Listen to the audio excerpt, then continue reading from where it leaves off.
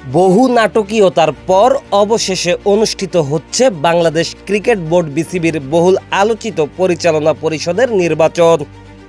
রাজধানীর এক 5 তারকা হোটেলে সকাল 10টা থেকে শুরু হয়েছে ভোট গ্রহণ, যা চলবে বিকেল 4টা পর্যন্ত। সভাপতি নির্বাচনের জন্য ভোট দেবেন নির্বাচিত পরিচালকরা। সন্ধ্যা 6টায় পরিচালকদের নির্বাচনের ফল ঘোষণা করা হবে। এরপর সন্ধ্যা 7:30টায় অনুষ্ঠিত হবে সভাপতি ও সহসভাপতি নির্বাচন, আর রাত 9টার মধ্যেই জানা যাবে চূড়ান্ত ফলাফল।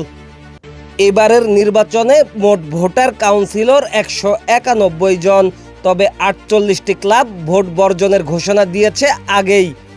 ক্লাব ক্যাটাগরিতে 16 প্রার্থীর মধ্য থেকে নির্বাচিত হবেন 12 পরিচালক, তবে শেষ মুহূর্তে প্রার্থিতা প্রত্যাহার করেছেন ফাইজুর রহমান ভূঁইয়া।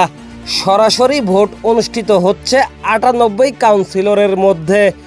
ব্যালটে ইতিমধ্যে ভোট দিয়েছেন আরও 58 জন।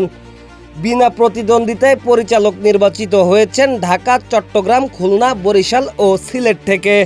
তবে রাজশাহী ও রংপুর বিভাগে চলছে প্রতিদ্বন্দ্বিতা।